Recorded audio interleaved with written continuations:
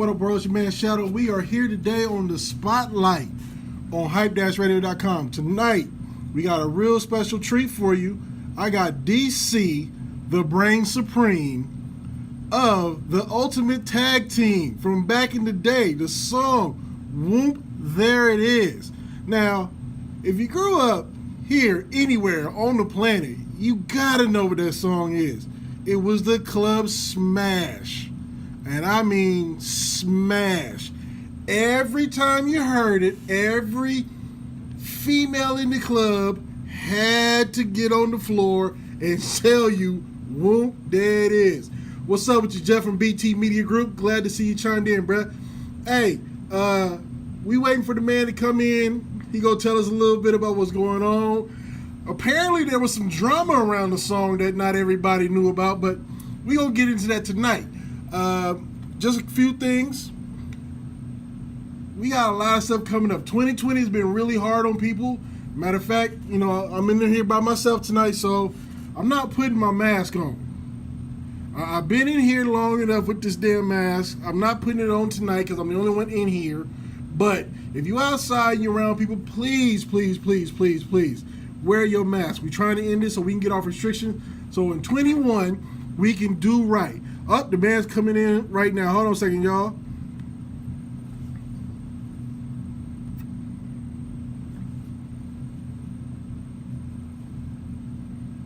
Come on now.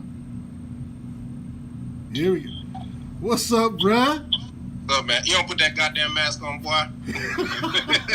Man, I've been getting yelled at and cussed out from family members for not wearing this. Today ain't the day, man. I'm so. You got to stay masked up. Normally, if I was in here with other people, I'm wearing the mask. I'm pushing the issue, making sure everybody else wear their mask. But I'm the only one in here tonight, so I'm mask free. I'm like Future say, mask off. Hey, man, I feel you. It's a struggle, but gotta be done, man. Gotta keep people safe. Gotta keep yourself safe, and you know, it's a test. It's all a test, bro. You know, if everybody would have did what they were supposed to do in the first restriction we got put on, possibly we wouldn't even be here with the second restriction. Like, we couldn't learn our lesson the first time after the first whooping. But you know what? If this was a weapon, it's the perfect weapon because it uses our freedom against us, right? Right. There's always going to be a certain amount of people that's like, fuck that. You know what I mean? And there ain't nothing you can do about it, bro. You know what I mean? The only thing you got control over is what you do and how you flow. And hopefully you can lead by example for people. That just makes the world better. You know what I mean? Right. So, I mean, it's kind of out of your hands. You know, you got a platform where you can tell people to do it, but ultimately everybody got to do what they're supposed to do. Right. And, you know, for me, you know, it wasn't a question at the beginning because I understand science, right? Okay. So, and I've known a lot of people that done passed away from this. You know, my mother had it, right? So all this done hit, you know, close to home for me. But I've lost people, you know what I'm saying? Okay. So it's, you know, I understand it. And I'm like, even if I think even if I'm trying to man up and be a man about it, I still ain't trying to catch that stuff. You know what I'm saying? Because people don't understand that, you know, you're going to have heart condition for the rest of your life. Your lungs is going to be messed up for the rest of your life. So if I got to huff and puff through a mask just to stay straight, that's what I'm going to do. I feel you. Like, and normally I'm on my soapbox and I'm telling everybody the same thing, because what I did find out was that this virus affects us as black men different than anybody else. Mm-hmm. Like, I found out that instead of like the flu sickness, just like can't move, got aches and everything, that what actually happens is we actually bleed in our lungs from this. Yeah. Man, I can't even, man, from that day that I read that, I was like, oh no. I damn near I almost stapled the mask to my face because of that thing I read on Google. Yeah. It's a nasty disease, but you know, then what's so messed up about it, some people, like a good friend of mine just had it and she didn't have no problem. She got a little vertigo, got dizzy, but that's about it. And some people nothing happens, but then some people would just tear their ass up. So just I don't want to find out either way. Right. It's all good. Keep grinding. Well, I got to be careful because my mom is high risk, you know, from age and things like that. And Yeah. Anybody who know me, if you look in the dictionary and look up the word "mama's boy," it's a picture of me in the dictionary. So, Yeah. when I take it real serious, like I ain't hugged my mom since March 13th, bruh. Since we Hey, started this, and I don't really appreciate that. My dad and I, Same we here. good. Same here. I haven't Mess seen. with you mentally, man. Yeah, I haven't seen It Pops takes a really. lot of mental toughness because there's always a certain part of the day where you be like, feel like you're going a little crazy. You know what I mean? Because our routine ain't the same. Even if I don't want to do nothing, you know, I still want the opportunity to go do something. Right. And you know, I mean, because you know, my lane done slowed down considerably. You know what I mean? Oh, yeah. Since I'm gotten more mature and I do different things, but you know, we'll blame it on that. yeah, we're gonna blame it on that. You know what I'm saying? But you know, for me, life is good. I'm blessed. I've had a blessed life. I had a lot of friends. I've made some good decisions, and I still continue to feel like I'm 22. Ain't nothing wrong with that, because you know, Yeah, man. we go through the whole thing. You know, black don't crack, and if that ain't the truth, man. it is what it is. Thank you for that. You know what it is. You know what it is. So you know, we blessed with that one. But I see you got the little beard thing, but you got it trimmed up nice. Got the little gray. It even looks good on us that way. Normally, I wouldn't be looking like Papa Smurf over here, but I'm an actor, right? And this is what I booked for, this beard right here. Okay. So, you know, why try to be in competition with the young cats when I can be in my own lane and do it like this? And plus, you know, it's all good. I'm used to it now, so it works out, and you know, it's helped me further my career as far as acting. Okay. And you know, I'm gonna ride with it. Now, when we go do shows, it's a different thing because it's like, damn, wish I could cut my thing off and then let it grow back the next day, but it don't work like that. It really don't. And I was doing that, but then I was just like, man, just keep it trimmed nice and be that old school player that all the young girls want. And that's what I did. And what's crazy is these young chicks really go after the cats with the gray in their beard now. Oh yeah, oh for real. I got sugar daddy applications for real. For real, dog. Sugar daddy apps. God damn. Okay. Now, have no fear, rent is here. For real. Let me shut up. you gonna have your life blowing up. It's all good. I can handle it. You gonna have rent from here down south up to Canada. Shit, it's always been that way. And they gonna be cussing me out like I did it. Okay, so you was talking about you do acting. Have you been doing that long, or what movies have we've seen you in, or?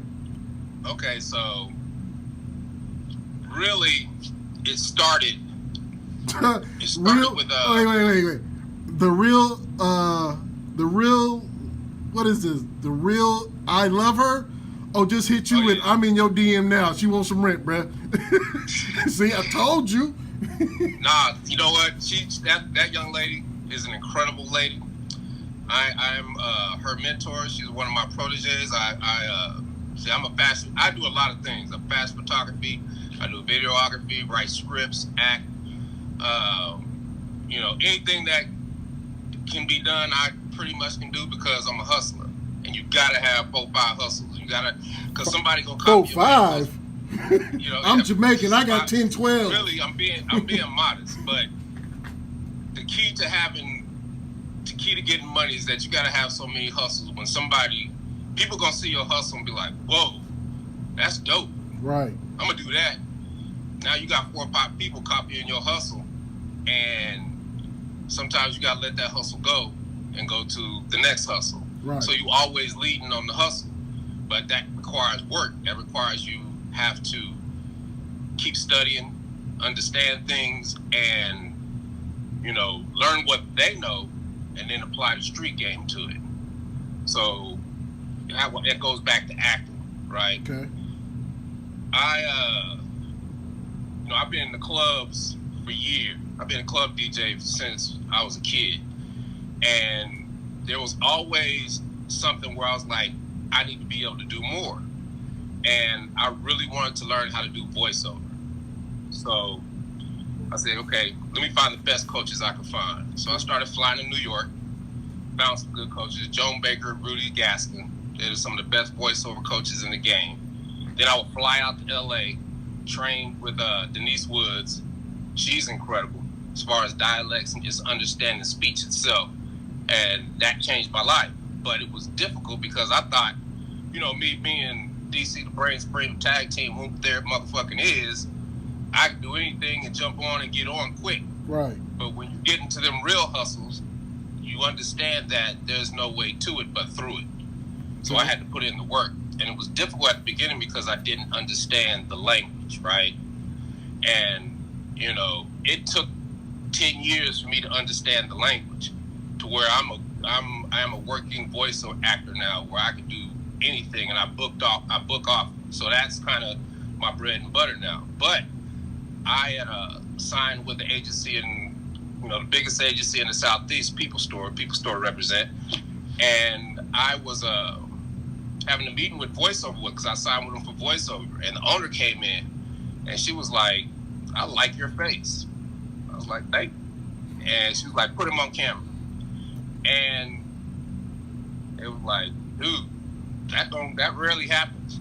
You know what I mean? And I was like, well, shoot, I'm with it. I'm up for the task. Right. And had to get headshots, had to start taking acting classes. And when I go hard, I go hard. So I pretty much was in class.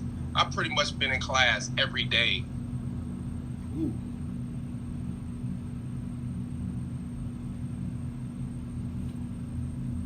Uh-oh. Got a little freeze going on here. Hold on a second, bro. Don't know why, but Instagram be pissing me off sometimes. Still with you? All right, cool. All right, here we go. Gotta keep refreshing. Yeah, man. Yeah, man. This probably one of the first lives I've ever done, dog. Oh. I don't be doing this, man. But if I do it, I'm gonna do it. I appreciate it. Don't get it twisted. I appreciate this. Yeah, so that's what led me to acting, and now I'm kind of coming to my own. I mean, I probably booked my first commercial probably after 2 months of just acting. Never acted before, and I've been booking lately, but I'm trying to get that. I just finished 2 movies during the pandemic, so it's been. There's been a silver lining to all this because I had to reinvent myself. It's like, okay, am I going to sit here and be pissed off that the world ain't acting the way I wanted to? Or am I going to, really concentrate and say, what can I do now to get this bread? Right. Right? And for me, it was voiceover. So I pretty much reinvented myself. And I went back over all my old classes. I record every class that I take. Went over all my old classes, and then that really was beneficial for me because I started filling in all the holes, right? I mean, and that's when everything just opened up for me because if I had just sat around, I've been pissed off because we had like 25 shows lined up for the summer, right? I know about that pain. All that shit evaporated. Man. But I wasn't tripping. You know what I'm saying? I wasn't tripping because I'm a hustler. I know that there's money to be made anytime, any day, anywhere. There's always going to be some type of demand, and you just have to create the supply. Fact. Right? And I've been saying that since the beginning because I told everybody, especially all my partners who I'm close with, I'm like, the COVID-19 really messed up our money with this DJing, the clubs, the special events. But as entrepreneurs and born hustlers, this is a way for us to come up because we now, as we say we want to be entrepreneurs and as we always claim to be hustlers, this is really going to prove the point on who's really out there doing it and who's been faking with all these little pictures leaning against somebody's car in the parking lot. Yeah, but you know what? There's always going to be fakers, dude. I appreciate them. The world go round. I appreciate a faker. I appreciate a faker in a heartbeat because fake is the new real, bro. So I mean, it's all good, man. I mean, you just like I said, my goal in life, man, is to help whoever I can help that wants to be helped. You give what you want first, and like I was telling you about, I love her, because I'm a fashion photographer. Okay. When I worked at the club, I worked at strip clubs, right? I started Magic City in 1989. I started this shit. Okay, this is the beginning Well, of let it. me first, wait, not to mean to cut you off again, but let me first say thank you. Thank you so motherfucking much. Because it ain't been the same since Magic City did it. So I mean, but you know, they're still doing it, but it's just a different, you know, it's a different day. You know what I mean? And it's still elite. But back then, it was different. And see, I went, and this is beautiful because it's like some full circle shit. I went to school at Sac State. I don't know if you knew this. I absolutely Oh, yeah. did not know that. Dude, Cocoa Palms, Arden Way, dog. I DJ all. What? I DJ'd all the. Yeah, man. Okay, so here's how. So let me go back to the beginning. Right, I started DJing probably when I was like 16 in the basement. Everybody, you know, Park Hill, Denver, Colorado. Everybody used to make fun of me because I was down there trying to learn how to DJ, and everybody wanted to go play football and all, you know, and all this. But I was like, I gotta figure this out. Cause Steve Rowland, he was DJing. Brother named Slick Rick, brother named Mr. Magic, brother named Big John Platt. I grew up with him in Denver, Colorado. He the biggest. Yeah, exactly. He used to DJ at this club called Scooters back in the day in the Dahlia. And those, you know, we're the same age, but they all inspired me. I was like, I ain't letting y'all get all this shine. I got to figure this shit out. Facts. And I got good at it. And when I went to, so my uncle, John Maxwell, he was a professor at Sac State. And he was like, come on out here with me. And I was like, all right, shoot, I'm going out there. Free college, and I get not free college, but you know, free ride just to get out there and get in and not have to go through nothing. So that was one of the best decisions I ever made. So I get to Sac, and I was like, I'm thinking I'm big shit because I know how to DJ. But like the first party I think I did it for the Omegas. Man, the speakers blew. Ooh.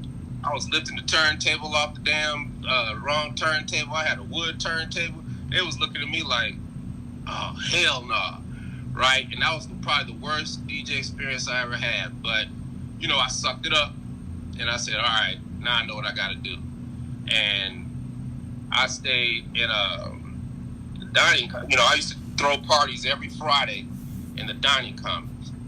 So that means I'd have to go down there and move all them damn chairs and tables by myself just to throw a party. And I think there were 5 buildings over there, because I stayed in Jenkins Hall. And everybody would come party over there in the dining commons, and we used to rock the house. And I did that for like 2 years. And I mean, I ordered my records from 12-inch dance records in Washington D.C.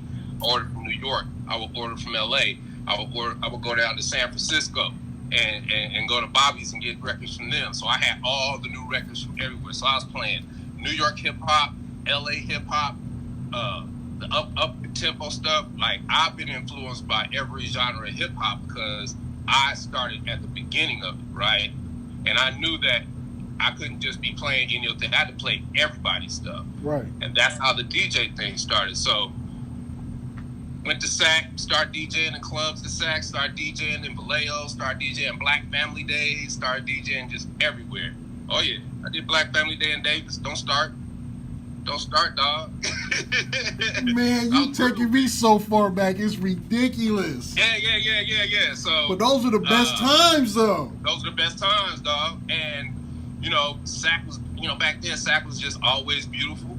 I would sometimes do stuff at the Air Force Base out there, and I just had a lot of friends out there, man. That was a good experience. But I knew that it was going to be hard for a black man out there, right? So wait. Mather or McClellan Air Force Base?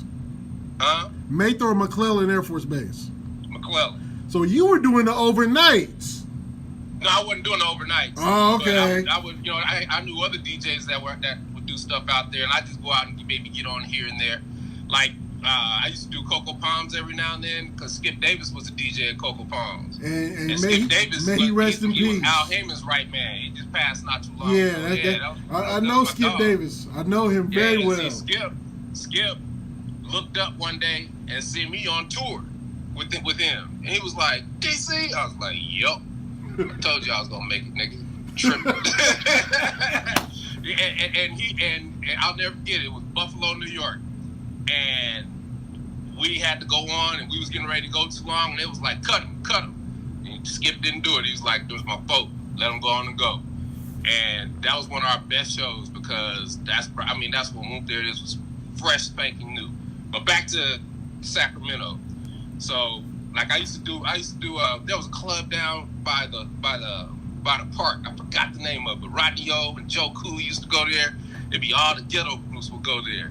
It was downtown on not on J Street, but like I can't remember the name of it, man. And it was like that's when Bloods and Crips would start to do their thing, and it was always fights and shit, man. It was crazy back then, but it was all good because that's what we grew up in. Those were the cars that we were dealt. So I knew as a black man that it was going to be tough for me to do something in Sacramento.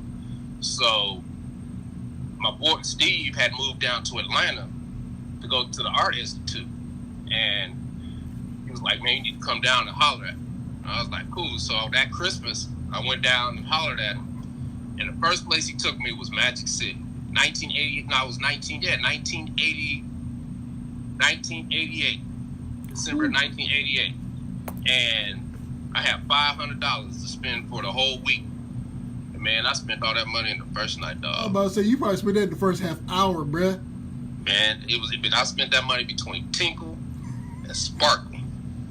Because it was too bad. Tinkle was like 6'1". No, you don't remember the name. Incredible. Sparkle was 5'5", light skin, bubble booty. Like I could still see them today as I seen them 30 years ago. Right? Oh my God.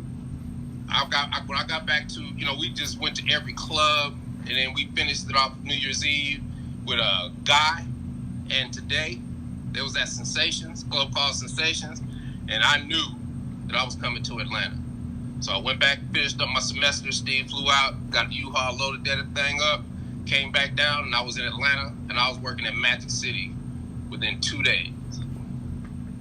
Because I wielded it. I was like, I'm working here because the DJ sucked, and the bounce, Big Tim, he used to bounce on the Budweiser Superfest. Big Tim, that's my dog. He was like, they're going Magic right there. And man, I was like, dude, you need a DJ? He's like, nah, but come see me Monday. So I went down and see. He's like, I don't need no DJ, but I need a cook. I was like, shit, I can chef like a motherfucker. He's like, all right, you can chef. By any means. Be backup DJ, right? Oh, don't let me get started with the chefing. That's another hustle that is superior. So I got up there. It was like a Tuesday, and I get there. I'm putting the salad together. I got some chicken wings going. Another lady was working, and I'll never forget it. Andre came up to me like, "Hey man, I gotta go run some errands, man. Why don't you DJ for me for about an hour or two, man?" I was like, "You sure? Okay." And see, back then, rule number one, you never let a nigga on your shit, because he will take your shit. But they didn't know that, you know what I mean? And once I put these fingers on that vinyl and start spitting on that mic, you could just see all the girls turn their head like, what the? And they've been making money ever since. God damn. They've been making money ever since, because if there's one thing I know how to do, to make this bread for real. So, that started everything, because after that first weekend, they had a big meeting where all the girls come and everybody airs their grievances. And a girl named Indigo, we call her Indiegogo. She's one of like the top dancers. It's like, Magic, we want him. They pointed to me, and all them girls looked at me, like, we want him. And I was the head DJ. And then it was like, because the person I worked at made like $500. Just a kid out of college, go make $500 in a night, right? So that's 500, 700,000. You know what I mean? It was like unreal. And then I'm from Cali, so I'm down south. Yep. These girls are like, who is this dude? And then it was overwhelming. It was overwhelming, because it was 100 of the most beautiful black women on earth, butt ass naked, and they loved me off the rip. Okay, and this is natural black women. There might have been 4 or 5 girls that had maybe some fake titties. That was it. This was before the booty shots. This is before all that. These were Amazon stacked, beautiful black women. The glow in Even the, the white the glow in the girls dark, look like the glow in the dark posters with the big afros. And, yeah, the Parliament Funkadelic album cover type. God damn. God. Exactly damn. right. So, you know, as time went on, you know, I acquired the ability to break records because the radio stations there didn't play rap music, and the only place they could really find good new music was in the clubs. Yep. And I still have my DJ ways where I still order from New York, DC, LA, all over the country. So Atlanta was, you know, I got there when LA and Babyface got there, when Bobby Brown got there. Okay. Jermaine was already there. Chris Cross and it was blowing up. TLC was getting ready to blow up. LaFace had started LaFace Records. First group was Damian Dane. I was breaking their records, and then back then, all the majors had record reps. Right. So all the record reps, they would bring me the records. It was like they bring me all the vinyl, bring me a stack of records, right? There was a day. Miss those I was days. looking forward to them days. Miss them days. Yeah.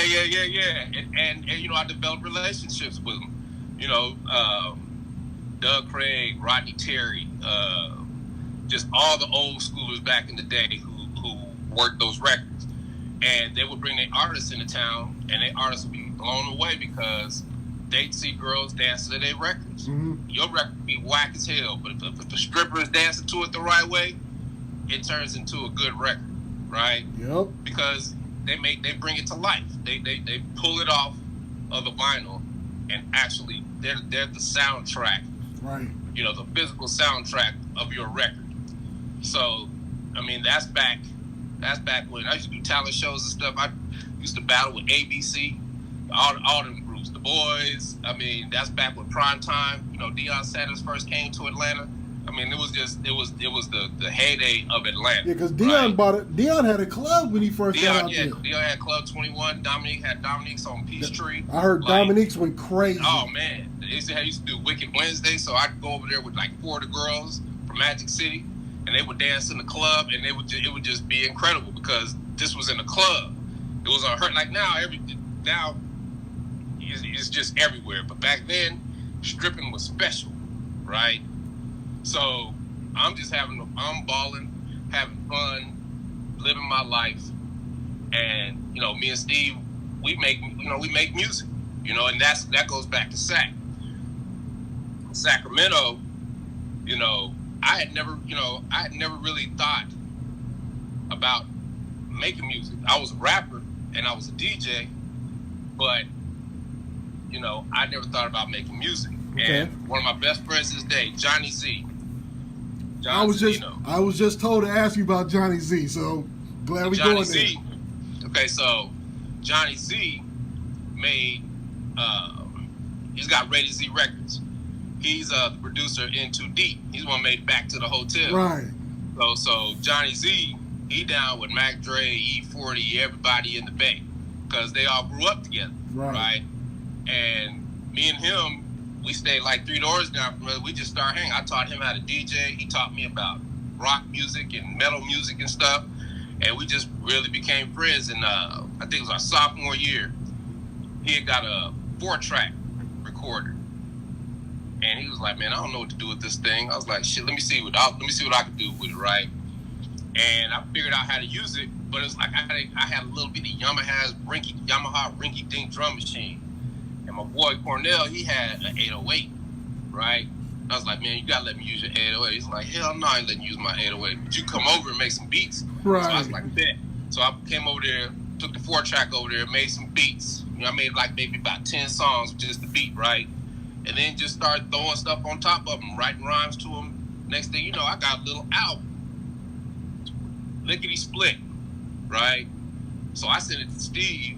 Steve was like, "Man, what's wrong with you?" He thought I was into devil worship or some shit because the songs was just crazy, right? Okay. Nobody. We used to have to go to the studio to do the songs, right? And here now, I can do songs on a 4-track and do as many as I want all day, every day. And man, Steve was like, "Dude, I got to get me one." Then it became a competition between me and Steve back and forth producing music. and then Z started to do some music. So then that's how we became, music producers, because we were just trying to make songs, and I would make songs. I would make mixtapes. It wasn't even a mixtape. It was just songs on tape, a cassette tape, and give them out to everybody at school, right? So we'd be in the choir, and I'd just be like, here, check this out. Tell me what you think. Next thing you know, I got hit records on campus. And then I was like, oh yeah, it's going down. And that's when I really wanted to become, that's when I was like, I knew it was going to be an artist. And I would be in class just filling up rhyme books, just writing. So all this progressed through my graduation, going to Atlanta. And, I made a couple some basic songs in Atlanta, but they, we was hip hop, because my influences were hip hop. Right. But we was down south. And down south, if you wasn't making booty shake, you wasn't gonna get nowhere, right? So, I was like, we gotta make something up tempo, bro, because that's the only way it's gonna work. So we knew what sample we wanted to use. We wanted to use Kano. We've been playing that for like years, like a long time. I remember my partner Otis P. He was like, man, y'all gotta use that Kano, man. We was in Dion's 21 and they played that, and we was like, we gotta use that right there. We knew it, and it was I was in the club. I think it was the summer of '92, and the girls, on Friday nights we'd be partying, and all of a sudden the girls start just chanting stuff and hooping and hollering, and then they started, we would all be saying the saying, "Whoop, there it is." That was kind of like bubbling in the streets. You know what I mean? And I didn't think nothing of it. You know what I mean? I'm just like, okay, boom, there it is. But I was like, shit, let me do this song that we getting ready to make up tempo and call it that. And then wrote the lyrics, and then we just hooked it up, right? And this is September '92. Okay. And I get out the studio, go to work, pop it in the cassette, and that song came on. And this was before I even put Party People at the beginning. This was just the music was just coming in, right? And to this day, it's still the biggest response on any record I have. Because as a DJ, when you play a certain record, or if you're on radio, whatever, if the phones light up, or if a whole bunch of people come to the DJ booth, you got one. Right. And that's what happened. And I played it for about a month, and then I went on to the next song, because it was like, we just was making songs. And then I think it was December. One of the girls was like, how come you don't play that Whoop, There It Is no more? I was like, I can play it for you. Play it on my set. I was like, cool. Did it again, and bam. Everybody was like, what the hell is that? So then I was like, all right, let me take this serious. So then I started shopping it. And I shopped it to every major label through all my record company reps. And they were like, man, they love what you're doing. They just don't know what to do with it. Right? Because, they up in New York and LA, they don't know what to do with that. No, so they especially like, New York, son. Let's sit on it for a while, and we'll try to do it. I was like, man, I ain't got time for that. And I was really, this is a testament to all you young people out there who get frustrated about shit. You can't never give up, because I was about to give up. I really was. And Lisa McCall, she worked with Mercury Records. She was like, talk to Al Bell. I was like, who's Al Bell? She's like, he used to own Stax. Remember Stax record? I was like, yeah. It's like, he used to do that, and he did the Daisy Dukes record, which is one of the biggest records last summer. I was like, yeah, he would know what to do with it, because that was like, okay, bet. Yeah, that was huge. So I said, let me call him. I called him, and told him, I was like, look, man, I got a hit record out here. You need to holler back at me. Took him about a week to hit me back. But when he hit me back, I was like, look, dude, I got a hit record, and I tested it. Every time I play it, everybody goes nuts. This shit is popping. You need to do something with this. And he was like, all right, let's do it. I was like, you ain't even heard the record. He's like, brother, I ain't got to hear the record. I hear it in your spirit. And I'll never get that to this day. I got a record deal on my spirit, on my flow, That's on crazy. my charisma, on my realness as a real nigga. You know what I'm saying? Right. Like, he felt me. He knew I wasn't bullshitting. So he was like, let's do it. Let's agree to agree. And then, then after that, that was about maybe 2 weeks later, it was Freaknik 93. Yep, Freaknik 93, and that was my last week. I told Maz, I was like, Maz, I'm out of here, Freaknik. After Freaknik, he was like, yeah, right, motherfucker, you ain't going nowhere. Because it was too good. I was making too much money. But it was like, I'm gone, dog. It's time. And I was gone. And 2 months later, I was platinum. That fast. Bruh, if this ain't... It was that bad. I've read the Bible before. I must have skipped this chapter.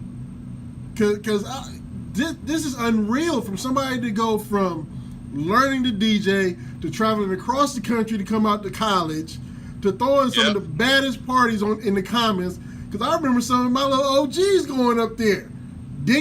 Wasn't enrolled in school. Didn't even own a backpack, but was at the parties with the Phi Betas and the Omegas and all that shit from Sex State and Davis. Alpha, I did all them parties. See, and I used to have to sneak into them damn parties. Yeah, man. Yeah, and at that time, there were just several factors that helped the record along. Like the first factor that really helped is that I'm real good friends with Ed Lover. Even back then, he was in your video. Huh? He was in the video. Whoop, there it is. In the video. Yeah. Okay. But Ed Lover had Yo MTV Raps on lock. And Ed had see how I got it. I got 500 copies pressed up. Not pressed. I think they were just cassettes. And it was the Blizzard of '93. And that weekend, Tina, she was one of the biggest. She had like the biggest record stores in the city.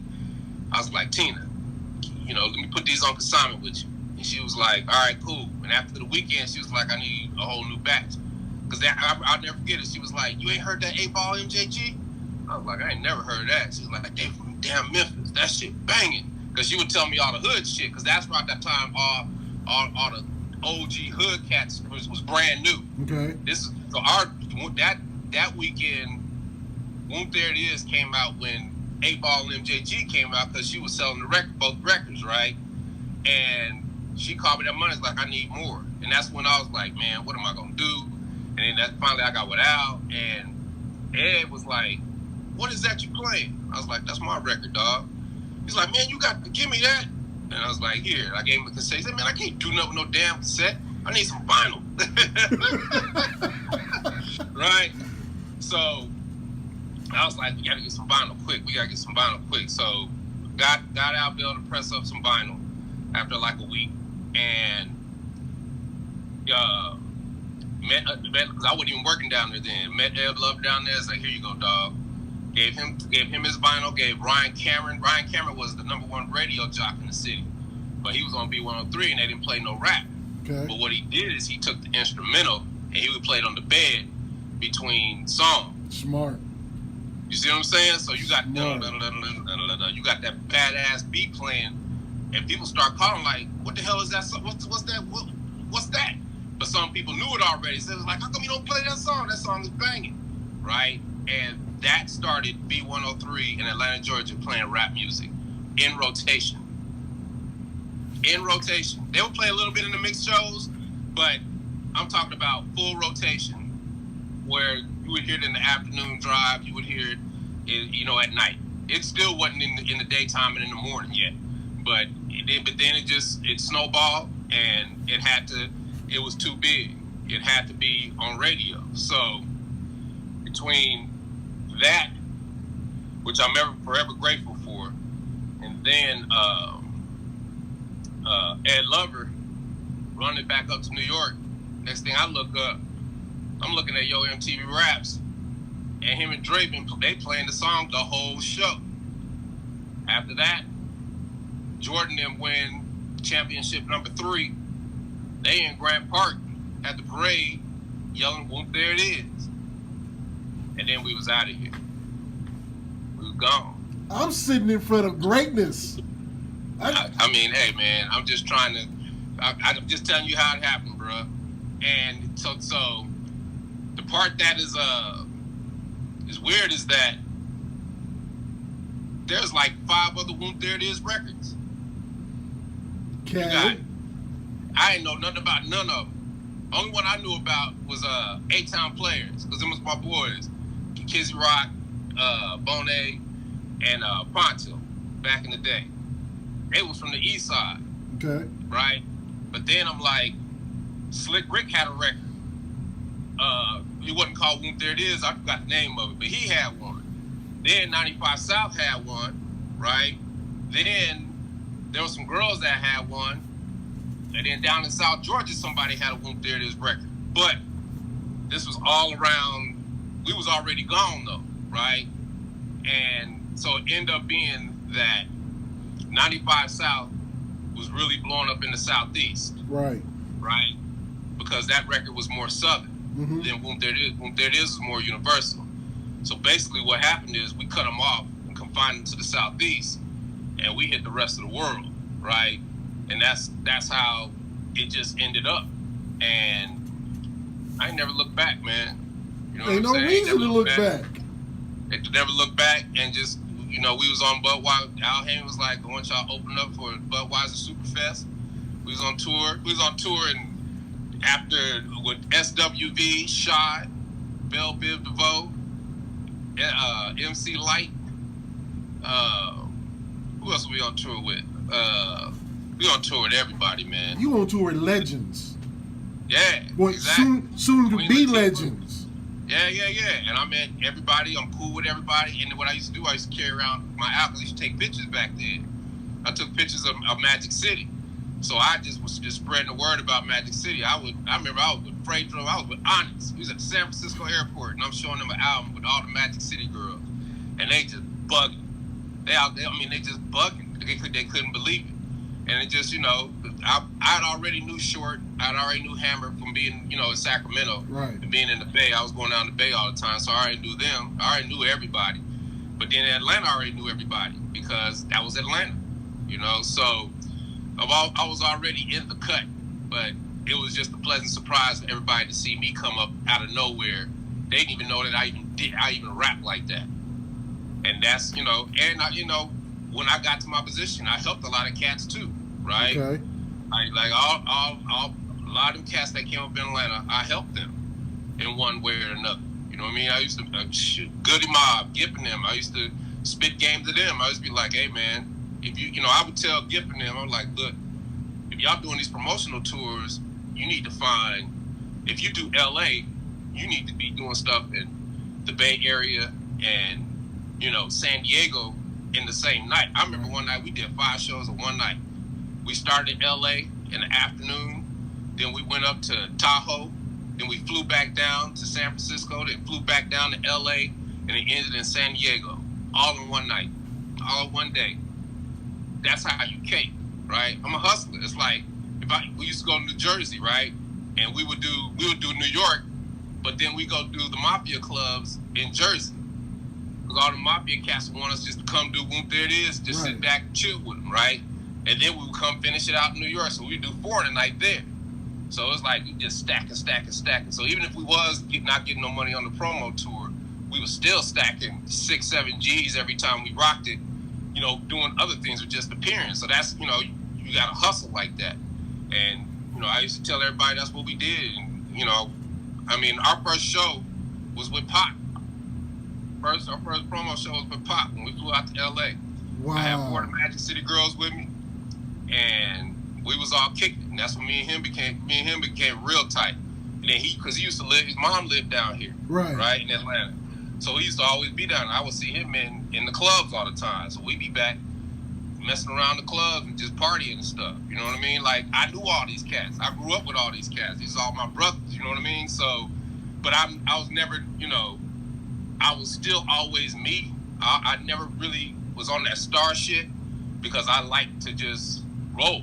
Right. I like to go where I want to go. I like to do what I want to do. So I'm not trying to kick up no dust and bring attention to myself because you can't do that when you do that. Right. So I've always had fun because I've always been able to do what I want to do and go where I want to go. So, I mean, I've been doing this since 1993. Now, it ain't been easy because, you know, we signed a terrible contract and we paid for it dearly. We was in a lawsuit for 20 years. Just finished the lawsuit in 2017. Damn. Yeah, man. That's It's crazy. It's been brutal, but you know, shit happens, man. You just gotta keep on. You know, I'm just blessed that I can still eat off this record.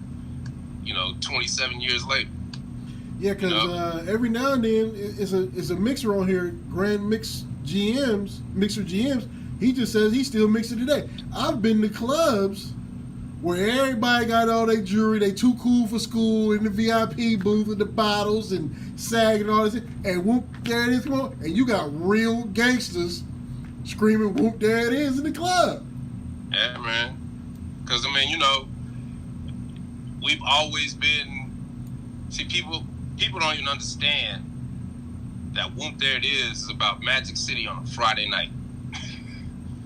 They don't have to, because I promise they don't you. even get that it's about partying, drinking, getting high, trying to get some ass at Magic City on a Friday night. And kids are singing this song, parents is loving it. Yes. Everybody think it's the most wholesome song ever made. Oh yeah. Oh yeah. You see Little Becky and little Billy and little Minnie Sue. Exactly. When they go whoop, there it is. They soon to be Yeah. strippers when they get older. Yeah. Okay, I see what you did. So You're doing the stripper academy. Hey man, I've been blessed, and now, with acting and voiceover, I'm poised to do it all over again. But now this is my ride out. You know what I'm saying? Because I didn't want to be a 50-year-old DJ. You know what I mean? So I retired 5 years ago because I could have stayed in the club forever, man. But it just, because it was my fountain of youth, being around all them little big booty girls and just around hundreds of girls all the time. And it's like, I don't care how much you do it, it gets old. Right. And it got old to me, you know what I'm saying? I do miss it, but now I don't miss it that much to where I would want to go back and do that shit again.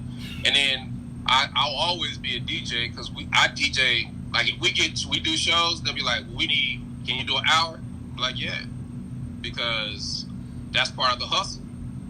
We only got one song, but how am I gonna do an hour?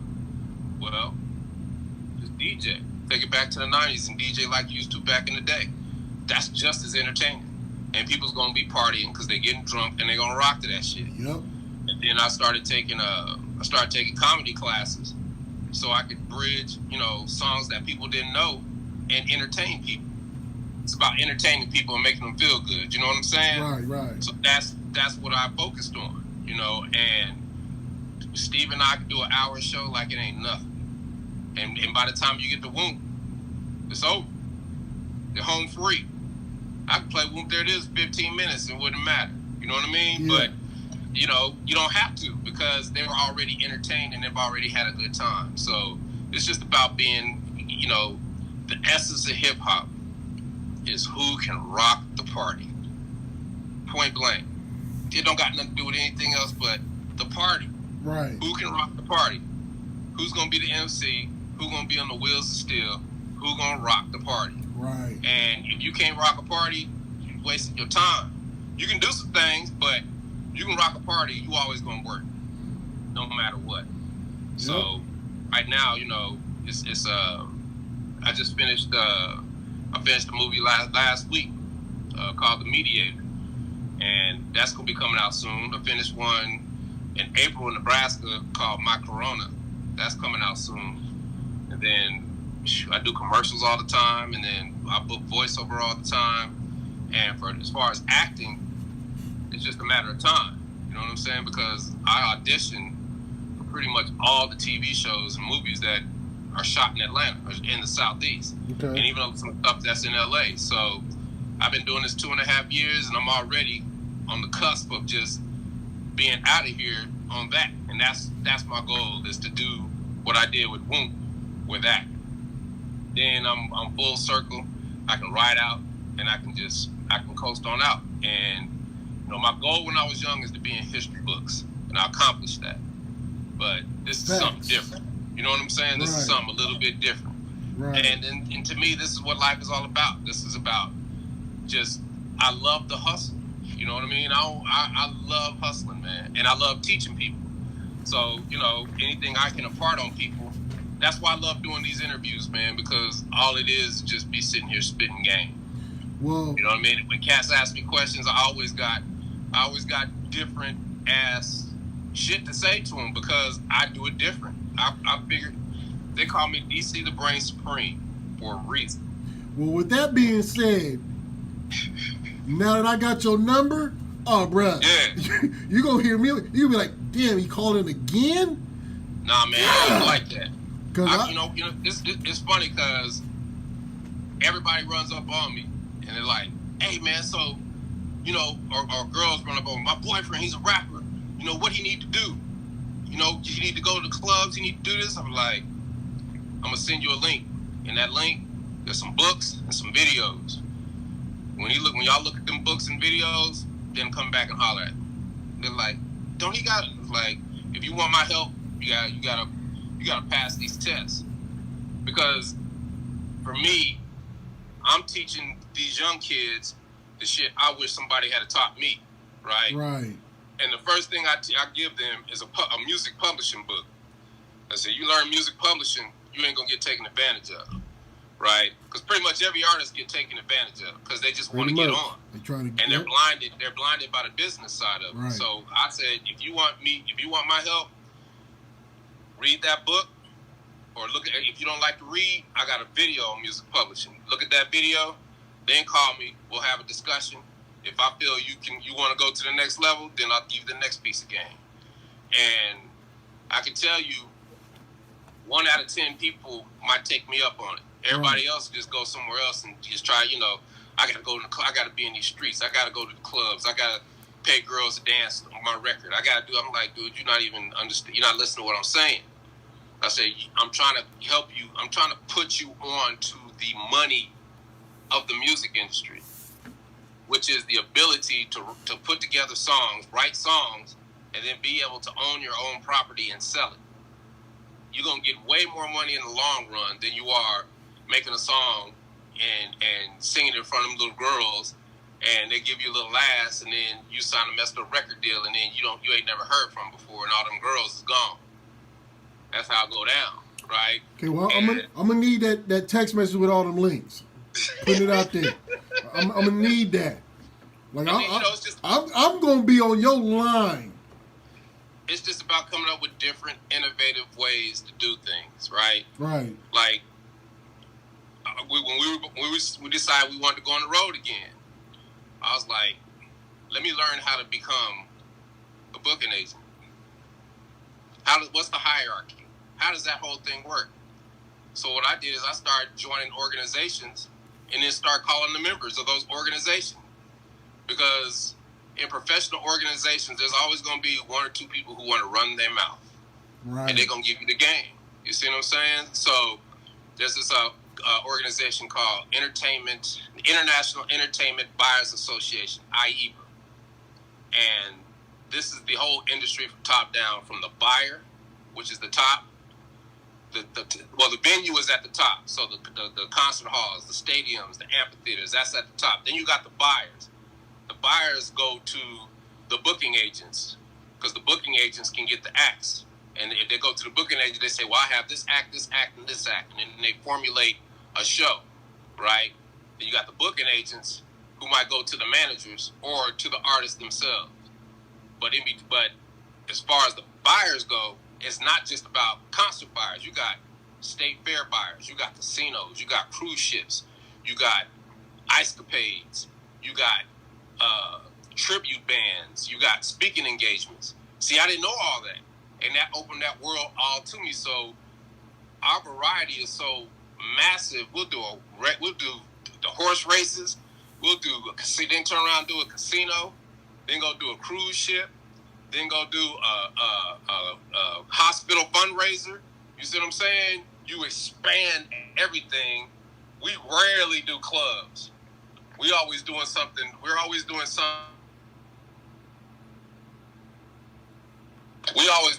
that's so different that you take a little money from here, a little money from there, a little money from there, a little money over there, a little money over there, and then it gets thrown in the pot. And you just keep making bread. And then you get on a tour. And that tour is the solid money because you might do 10 to 15 dates. Mm-hmm. But it only happens it had only happened because I went to these organizations and I went to these conventions, and you put yourself out there. You know what I mean? And then I hit every single talent agent. I was like, I don't, you might not represent us, but what I got to do to get on your roster? Because if I'm on their roster and they can book me because we're not exclusive, then they're going to book me because they can make money off me. Right. So now I'm on their roster online.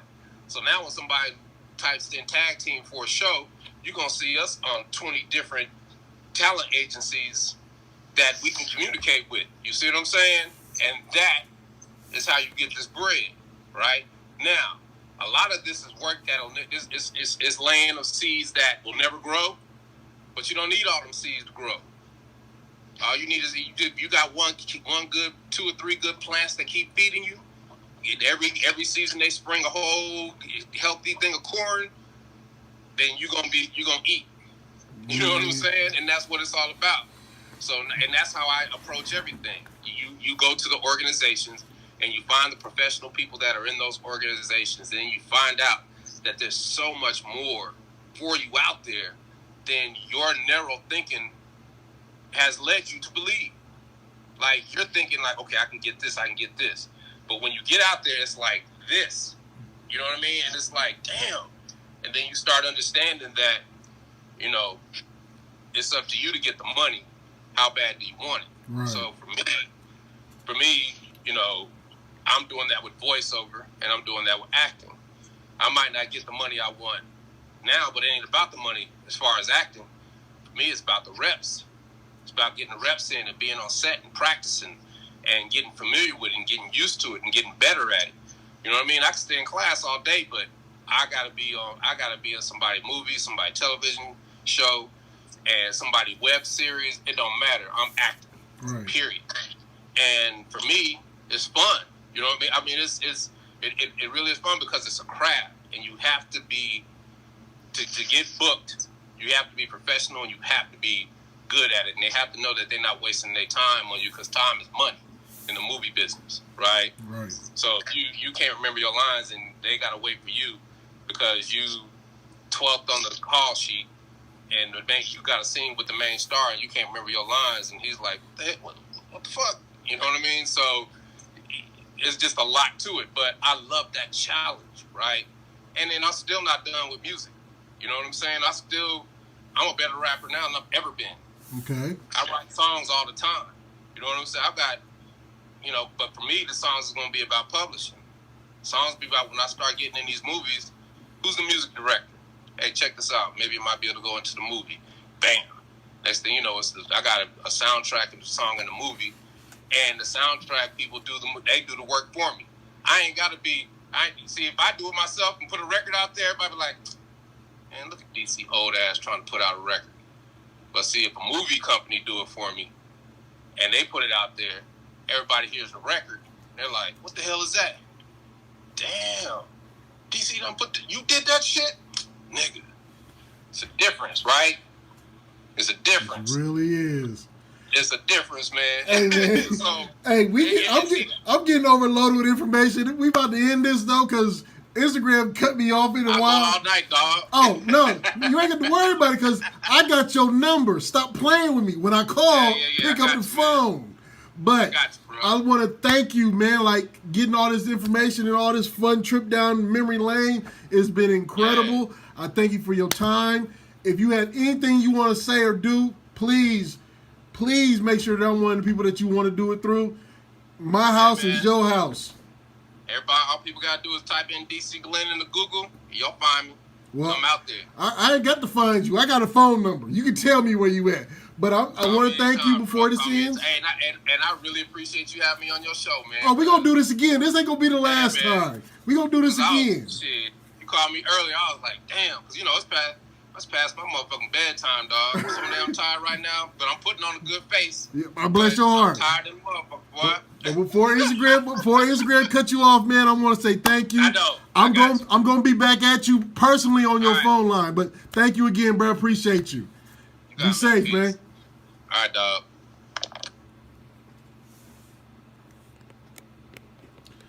All right, y'all. Well,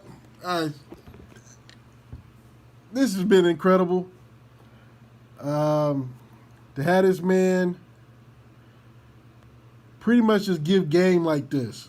Doesn't happen very often, but I am forever grateful for him coming in. I know y'all ain't really seeing me. I'm trying to get this thing saved up so it's always going to be here for you to go back and look at.